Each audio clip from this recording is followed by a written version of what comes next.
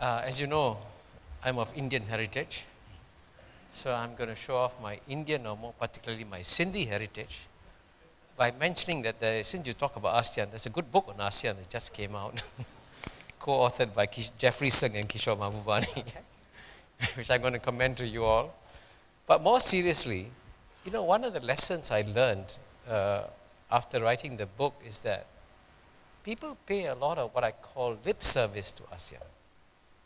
But I'm not sure whether the lip service translates into what I call genuine respect, regard, or consideration for ASEAN. So that's my question to you. You just came back from the G20 meeting, right? You were just there. So in a sense, how present is ASEAN at these sort of larger global gatherings? What's your sense of it? Well, let me reinterpret your question. What you are asking me is, when I said that I came here to say thank you, am I being polite or not? And I think my honest answer is that, at least where India is concerned, we take it seriously for a variety of reasons. Let me sort of look at the international politics of it. Often in our own internal conversations, I mean, if there are two models that people hold out of regional integration, of countries who are working together, but which was not inevitable, that they made an effort, they did something different, so they transcended what was actually the basic principles of international politics, which is that countries in a certain region compete with each other. And they found a basis for cooperation. The two models which everybody talks about is ASEAN and EU. And I think coming from the part of the world where we do, I mean, frankly, in this respect, we would put ASEAN ahead of EU. We see the benefits, someone like me would still remember what relations between Malaysia and Indonesia were like, or would remember the Vietnam War. So when we see your history and where you are today, and look at the benefits that this region has got and what it has done for you collectively, I mean, imagine today, you are asking me, so what is the ASEAN presence in G20. G20? Yeah. Well, in a literal way, it was Singapore's presence through your Prime Minister. But in a larger sense, if ASEAN did not exist, if each one of the nations of this part of the world were batting by themselves, look how much where would you be in the global scale compared to where you are? And whatever you might say, the only thing which Asia has been able to create after 1945 are ASEAN-centric forums. I mean, there is no forum anchored in any other part of Asia or any other part of the world which actually brings together as many countries of Asia as does the ARF and the East Asia Summit. So my sense is, those who are benefited from the ASEAN really need to step up and tell ASEAN, which may be going through a self-esteem problem from time to time, saying, hey guys, I mean, you've really done a good job. You've done much better than you think you have. Well, I'm glad now we feel good about ASEAN. Absolutely. Let me turn to my guru, Tommy, to ask the first question. Tommy, there's a microphone right behind you. And then the floor is open after that. By the way, please feel free to come to the microphones. And we know that we stand between you and lunch, but I think we can delay lunch a few minutes. Is it on?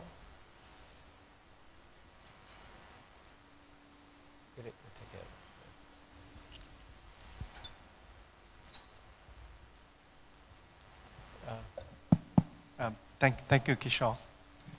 I would like to begin by congratulating Dr. Jai Shankar for very, very excellent lecture.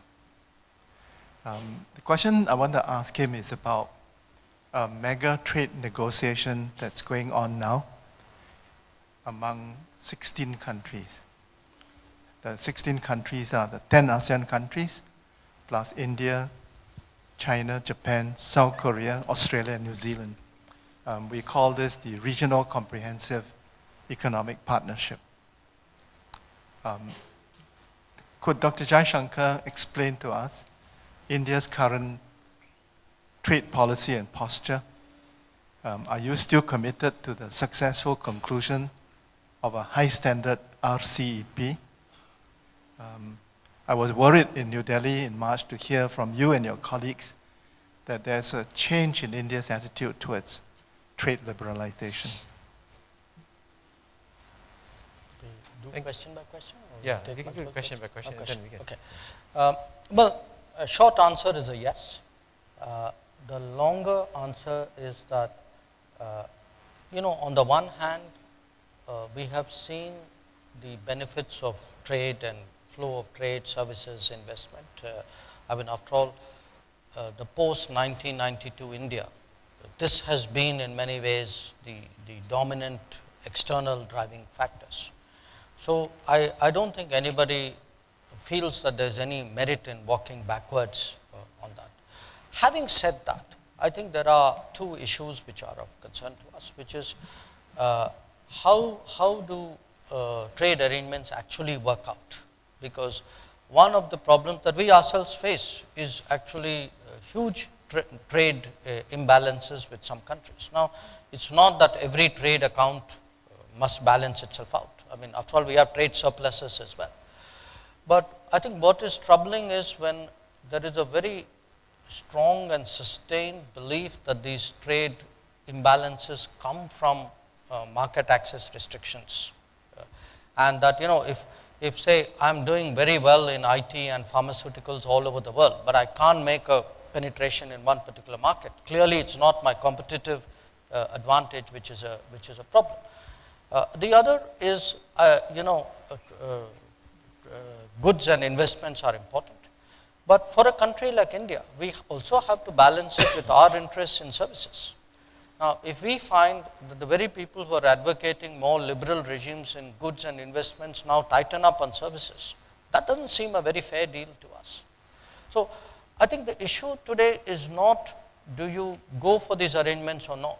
I think there are two issues. One is when you go for these arrangements, do they work fairly? And number two, when you go for these arrangements, are they balanced arrangements? Is there actually a reasonable trade-off between what you want and what I want? I think those are the challenges. Okay, I see three questions. Dr. Kanwaljit, James Crabtree, and I think Manu Sapnani behind there. So, Dr. Kanwaljit first. Oh, sorry, Barry. I didn't. Okay, I'll come to you. Sorry. Thank you, Kishore. Dr. Jaishankar, I would like to ask that with the rise of extremist Hindu philosophy in the Indian polity, how will this affect relationships with Muslim countries like Indonesia and Malaysia, and with significant Muslim minorities in countries like Singapore? Well, You want to take three questions? okay, sure. Yeah, maybe Barry will come to you now. There's a mic just somewhere. Okay, I'm coming. I see lots of heads, which Thank means you, there are lots of Kishore. Indians in the room. Dr. Jaishankar, my question is along the same lines as Tommy's, which is, given the shift in the position of the United States on climate change, is there now, in the light of the better relationship between India and the United States, a shift also in the Indian position on climate change? Okay, you're getting tougher and tougher questions. So James, and then let's take three first, and then I'll come to the second round. Yeah. Dr. Jaishankar, can I need a slightly taller microphone here. Can I compliment you on an excellent speech? I wonder, could I press you a little on the relationship between India and China? Your point was well made that the relationship is multifaceted and involves some competition and some cooperation. But I think in this part of the world there is a sense that important elements of that relationship appear to be deteriorating. For instance, the events on the border in Bhutan at the moment. I wondered, could you address that directly and specifically the situation in Bhutan at present? Okay, you got the three challenging questions about All right. the We Hindu can go for parties, lunch after the climate change, and China, India. Right. I think the first question, India is a pluralistic society. There are a range of opinions, a range of beliefs, a range of faiths, and we've lived always with the ability to hear out other people, including people who do not agree or believe in the same things that you do. I don't see this, as someone who does foreign policy for a living. I frankly don't see this impacting on our relations with other countries. I think most countries make their assessments based on their experiences, judgments, on reports of people like us who do that, not on more alarmistic media reports that tend to sort of caricature situations. So I frankly don't think there's any cause for concern or alarm. I've never heard that. On the contrary, actually, I would point to you that India's relationships with many countries which are Islamic, particularly in the Gulf, have actually dramatically improved in the last 3 years. On the climate change issue, look, if climate change is existential, if it's an existential issue, then you can't say it is existential, but I will change my view because somebody else has changed the view, because then it can't be existential.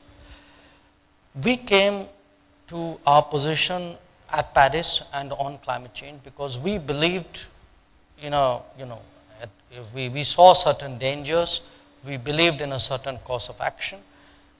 We had a very prominent role in Paris in brokering that agreement. I mean, I remember that those days in December, between Hollande and Obama and a lot of the G7. Javed is smiling. We were all traveling together, taking phone calls from different people at that time. And really, Prime Minister Modi had a very, very personal contribution to make to making Paris happen.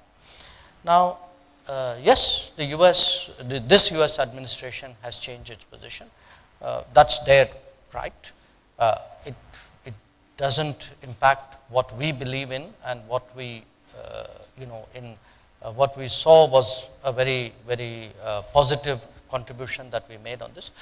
But having said that, let me also add one other point. While this, the Trump administration view is being articulated, but they've also shown some openness on an issue of clean coal, where we actually earlier felt that many of the European Western countries were very doctrinaire, very dogmatic. So if I were to look at a silver lining in this situation, I think a more realistic view of clean coal is actually probably a good thing which has happened. But otherwise, in no way has our approach, and this was very visible, by the way, at the G20. Prime Minister actually spoke up very strongly on this issue. On the India-China relationship broadly and the border situation, look, it's a long border. As you know, no part of the border has been agreed upon on the ground. It is likely from time to time that there are differences. I think it's not the first time that has happened. And when such situations arise, in many ways, how we handle it, as I pointed out in my remarks, is a test of our maturity. I see no reason why, having handled so many situations in the past, we would not be able to handle this one. Okay, I recognize Manu just now. Manu, you can come to the thing. And then I want to be fair. There's some on this side, 3 hands on this side. If you don't mind, I'll come to this side. The table over there, yeah.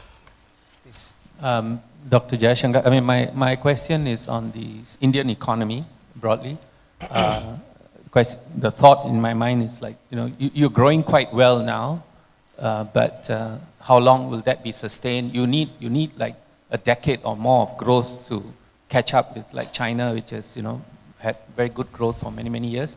2 concerns on that growth. One is India being a complex democracy, you have leadership change, And consequently, you have policy change, which then can put you back sometimes. That is one concern. The other concern is, of course, the present administration, Prime Minister Modi has got quite a few reforms on the plate, but some have stalled, others are making some progress. Again, the question of whether the reforms will go through and put the Indian economy on a very sustained type of a growth pattern. Could you comment? Thanks. Okay, over there. Anthony, I think Shobha, and then you. Please go ahead, Anthony, quickly, if you don't mind. Let's make it short and sharp questions, yeah. Yeah, go ahead. Dr. Jaishankar, it's a pleasure to listen to you always. I want to come straight to the point about the border issue right now that's happening in Sikkim, which is my old home state. China seems to have a permanently belligerent attitude towards India, especially on the borders, as we've seen. Right now, it's even offering a kind of independence to Sikkim. Has it ever occurred to China whether Sikkimese really want that independence? And is it the kind of independence it's offering that it's offered to Tibet? Okay. So how are we handling this offer, this kind offer, and this belligerent stand on the Sikkimese border? In 1965, they had also come up with a similar thing, saying that Indian troops had stolen 800 sheep. It was a sheep story. And it was actually Tibetan herdsmen fleeing from Tibet and coming into Sikkim. Thank you. Anthony, quick question. Yes, go ahead. Dr. Jaishankar, in the 60s there was Indi Chindi Bye Bye. Now it might be progress and partnership. But you are in a unique position to advise ASEAN because you are Mr. Nuclear in Washington, in India, in Beijing. And I just want to move a little bit more north, away from South China Sea, because there are many ways to resolving that. But the North Korean nuclear is a lot more complex and precipitous. What advice have you, or observations have you got for ASEAN when we think about a geopolitical arrangement that is very uncertain? Okay, one more quick question and then we'll go to the next round. Please come to the microphone. Yeah. Inside. One more. Surinaran from the Institute of South Asian Studies. Dr. Jaishankar, you have reaffirmed India's commitment to being a net security provider in the Indo-Pacific region. This is a concept which evolved during the earlier US administrations.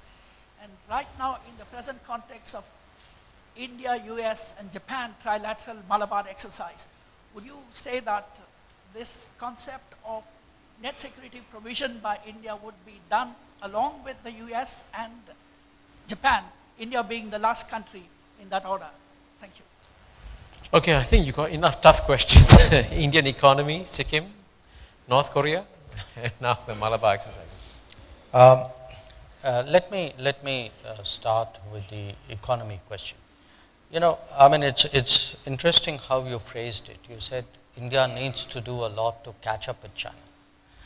And, you know, if you reflect on it, in many ways, I think this is where states can sometimes be motivators in a good way for other states. I think when we speak about India-China relations, the fact that China has done so well economically, I think today is a very powerful motivation for Indians also to say, well, you know, we should be doing things in India as well. So I just sort of divert a little bit from your question to make that positive point on India-China relations. But having said that, look, I don't agree at all that democracy is a handicap on economic growth. I think there are, in fact, our own record in the last many years has shown that it's possible to change very dramatically our economic performance while keeping our democratic values. And at the end of the day, it's not an either, I mean, India is not going to compromise on democracy in order to speed up economic growth. That's not going to happen. I think India has to find a way by which, in a democratic framework, how do you sustain economic progress? And I don't think people ask that question in India. I think people just take that democracy as such a fundamental assumption that they work with that as an assumption. And I think today there's a fair degree of confidence that very deep structural changes are underway in India. That would be, reforms which perhaps may not have been done earlier. But the GST is an example. I mean, these are all steps which are in the medium term at least very good for India in the short and medium term. And that there is a lot of confidence today that that path of reform would continue. And again, you have a government in place which very vigorously sort of stays and acts on the belief that they need to make it easier to do business. I think I remember being in some forum recently where the Prime Minister actually said that in the last 3 years they've changed 7,000 laws, regulations, rules which impact on the economy, 7,000. So my sense is there is a commitment. I mean, you will see growth continue, and you will see it in a much more sustainable basis than perhaps it has been in the past. Coming back to the border issue, look, there are people who, I mean, whatever was said in Sikkim was said by a particular journal, or newspaper, that's my recollection. And that journal has a certain reputation, it prides itself on such a reputation. So I think you need to take it, you need to understand where that particular observation was made and take it as seriously as it deserves to be taken. On the DPRK issue, see, the DPRK issue for us is a very troubling one because it has, DPRK did not produce its nuclear and missile capabilities in isolation. There is a history of collaboration which allowed this to happen. I think today the world is paying a price for looking away and sort of covering up what happened at that time. And we are confronted, the entire world, with a very, very difficult situation for which nobody seems to have very ready answers. But somewhere perhaps we also need to think back on how we allowed ourselves to get into this place, get into this situation in the first place. And it's important to really hold the parties which allowed the situation to come about accountable. And finally, on the net security provider question, look, if you were to look at challenges like piracy or disaster or evacuations, I think today India is shouldering burdens that we in India couldn't have imagined 20 years ago. I remember in the 2004 tsunami was the first time, at least in modern era, where we went out in a big way to other countries. But if you look at the last few years, look at how we responded to Yemen or to Nepal, or have done in Maldives, Sri Lanka, Fiji, there is a capability, there is a sense of responsibility, there is a willingness, and there's a approach of working with other parties. Now, I am not, I wouldn't necessarily make the associations you are making. There is today a trilateral exercise between India, US and Japan. But we also have exercises with other countries. We have exercises with Singapore. And we have multilateral exercises with other countries as well. So I think there are two slightly different things, but we do coordinate with countries, work well with countries who we feel have intersecting interests and objectives, and we're quite open-minded and open about it. We are eating very much into your lunch hour, but let's take two questions. Asad and Ravi, please come to the microphone quickly. And then we'll end with these two questions if you don't mind, because I know if we carry on, we'll have another 100 questions. Thank you, Chairman. Excellency, thank you for a wonderful lecture. You are a philosopher by nature and a diplomat by training and nature. So could I ask you, please, if you would, to extrapolate a little from what you said right on at the beginning of how India sees the world, my first question, very short question is, we see India as a status quo power. Is that true? If India is a status quo power, is China a revisionist power? And if whether China is a revisionist power or not, under President Trump, is the United States a revisionist power?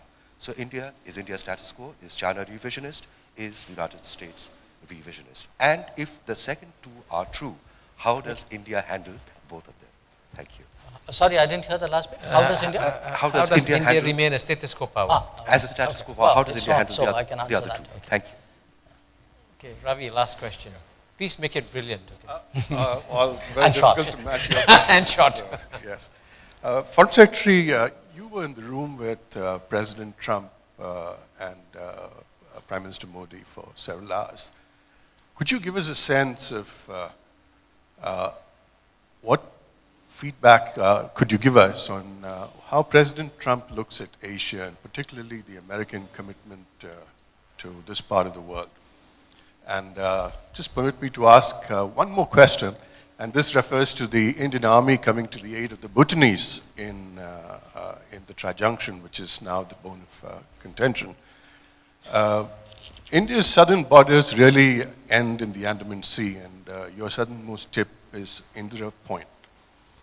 Do you see India doing in Southeast Asia anything similar to what you've just done for Bhutan? Thank you. Okay.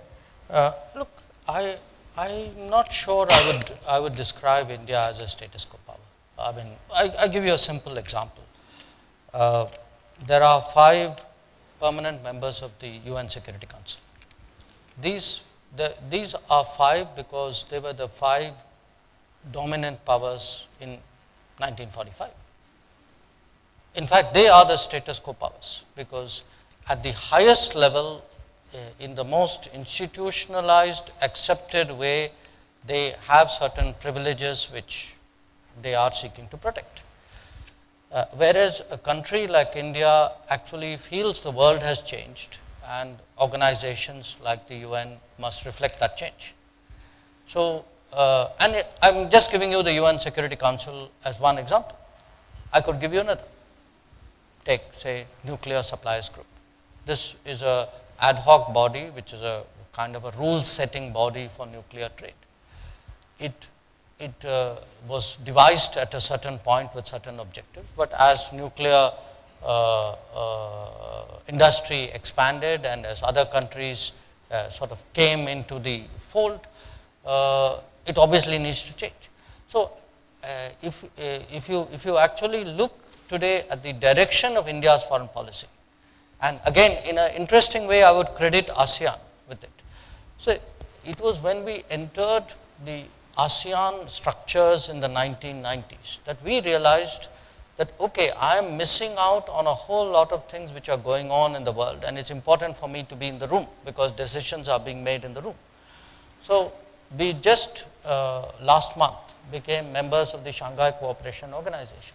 So, India is actually today joining more organizations, looking for more memberships, trying to expand its footprint, trying to get into issues where it may have had a marginal role. So, in many ways, I think our activism is exactly the opposite of being status quo.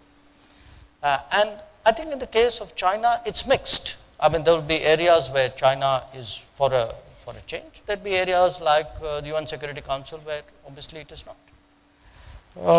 On the and where the US is concerned, you know, US is right now it's hard to pin it down to a definition because I think somewhere a lot of it is really the terms. I mean, there's clearly a sense in the US today that the responsibilities that the US has shouldered has been at its own cost. So, it's not that the US, the US is turning against the world. The US just feels it needs to be fairer, and that particularly on economic and trade issues, you know, I mean, agree or disagree with what is happening out there, but at least we should try to understand that there is something out there which is driving that thinking. And that something out there is a sense that a lot of the trade arrangements have worked against American interests. I mean, that is really why NAFTA and TPP and trade with China became the kind of issues that they did during the campaign. On Ravi's question, it was brilliant to the point of being sort of really elevated. Yes, well, I would say beyond imagination. Now I think what the first point you made, we have an issue because whatever is happening out there relates to the tri-junction between India, China and Bhutan. My ministry issued a statement on this, I think on 29th of June. And if you look at the position we have articulated, it is centered around our own sort of concerns and legitimate interests on this matter. I think, where developments in Southeast Asia are concerned, I think that's in the domain of broader international politics. Well, I began my remarks by saying that India is back. You got proof of it right now. You saw how the Indian footprint on the world is growing and how comfortably he can address questions touching on every corner in the world. So you can see that the Indian footprint, the Indian impact on the world is going to grow exponentially, and we are here to witness, in a sense, a clear sign of it emerging. So with that, I must say, please join me in thanking, first of all, the High Commission of India, Javed Ashraf, and Jai Shankar. Thank you. That's wonderful. Thank you. Thank you, dear ladies and gentlemen, for a truly insightful discussion.